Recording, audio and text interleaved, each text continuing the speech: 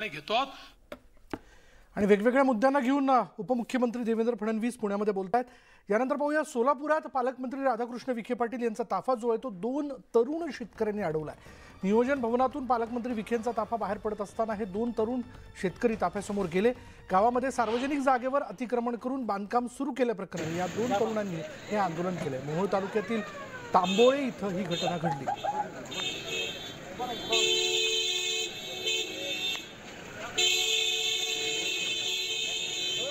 आणि त्याची जी दृश्य आपण बघतोय, सोलापूरमध्ये दोन तरुण शेतकऱ्यांनी राधाकृष्ण विखे पाटील यांचा ताफा अडवण्याचा प्रयत्न केला आणि यावेळी घोषणाबाजी करत त्यांनी हा ताफा अडवण्याचा प्रयत्न केलेला। यावेळी तिथे उपस्थित असणाऱ्या पोलिसांनी त्यांना बाजूला केलं, पण नेमक्या या तरुण शेतकऱ्यांच्या काय मागण्या होत्या, त्यांचं काय म्हणणं होतं ज्यातनं त्यांनी हा ताफा अडवण्याचा प्रयत्न केला, हे जाणून घेणं फार महत्त्वाचं ठरेल।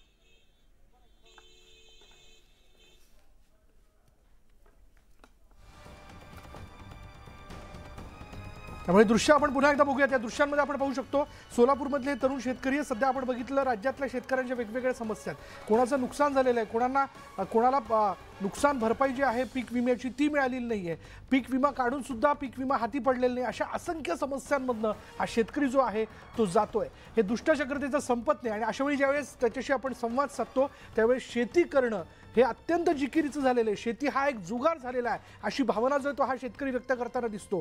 तीच उद्विग्नता, तोच एक संताप हा टोकाचा होत चाललेला आहे शेतकऱ्याचा। आणि त्याच या भावनेतनं या दोन शेतकऱ्यांनी राज्याचे मंत्री राधाकृष्ण विखे पाटील यांचा ताफा अडवण्याचा प्रयत्न केला। दृश्यांमध्ये आपण बघू शकतो। पुन्हा एकदा ही दृश्य बघा कशा प्रकारे घोषणाबाजी करत या दोन शेतकऱ्यांनी हा ताफा अडवण्याचा प्रयत्न केला। त्यांचं म्हणणं होतं, त्यांचं म्हणणं त्यांना त्यांच्या समोर मांडायचं होतं, पण अशा वेळी मंत्री महोदयांनी थांबून त्यांना वेळ देणं अपेक्षित होतं। तसं माध्यमातून ग्रामपंचायत अतिक्रमण हटवा या विषयावरती आम्ही आंदोलन करत असताना गेले 2 वर्ष झाले शिव जिल्हा परिषदचे असतील किंवा मोहोळ पंचायत समिती गट विकास अधिकारी असतील किंवा मौजे तांबोळेचे ग्रामसेवक यांनी न्याय दिला नाही। व येथील माजी पालकमंत्री दत्तात्रय भरणे यांना आम्ही निवेदन देऊन आमच्या सहनशीलतेचा अंत केलेला आहे व सरकार व प्रशासन याला असमर्थ दर्शवलेले आहे व आम्हाला न्याय दिलाच नाही तर आम्ही पालकमंत्रीची गाडी अडवत त्यांच्या गाडीच्या अडवत झोपून न्याय मागू हे आम्ही करलेले एल्गार होता। आज काय केलं तुम्ही? अभिजित निटके आज काय केलं? पालकमंत्र्यांना अडवून आम्ही न्याय मागितला, कारण कायदेशीर प्रशासनाला तशी आम्ही कल्पना दिलेली होती रीतसर मागणी की आम्ही अडवणार म्हणून त्यांना। पालकमंत्री भेटले नाही खंत वाटते मला।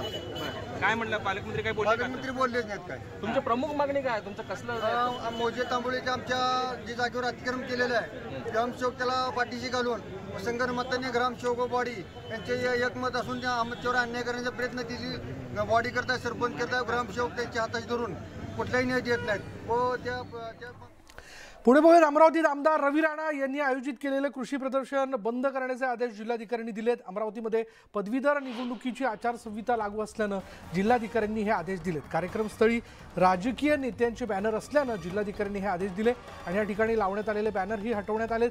तर कृषी प्रदर्शन बंद होणार नाही अशी भूमिका रवी राणा यांनी घेतली। यावेळी रवी राणा यांनी महाविकास आघाडीच्या नेत्यांवर आरोप केला। महाविकास आघाडीच्या नेत्यांनी जिल्हाधिकाऱ्यांवर दबाव टाकल्याचा आरोप राणा यांनी केला। या ठिकाणी 500 पेक्षा जास्त शेतकऱ्यांचे स्टॉल लागलेले आहे। हजारो शेतकरी या कृषी महोत्सवामध्ये येत आहे, शेतकऱ्यांच्या अनेक योजनांचा लाभ घेत आहे। शेतकऱ्याला लागणारे साहित्यांचे मोठे मोठे स्टॉल आहे ते हटवण्यासंदर्भात या महाविकास आघाडीच्या नेत्यांनी प्रेशर आणलं। जिल्हा अधिकाऱ्यांनी त्यांच्या दबावामध्ये राहून या ठिकाणी देशाचे पंतप्रधान, देशाचे गृहमंत्री अमित शहाजी, राज्याचे मुख्यमंत्री एकनाथजी शिंदे, उपमुख्यमंत्री देवेंद्र फडणवीस साहेबांचे बॅनर काढले, पोस्टर फाडले। मला असं वाटते हा शेतकऱ्यांचा अपमान झालेला आहे। आणि यानंतर इथे वेळ झाली का ब्रेकची। ब्रेक घेऊयात, पहा फक्त न्यूज 18 लोकमत।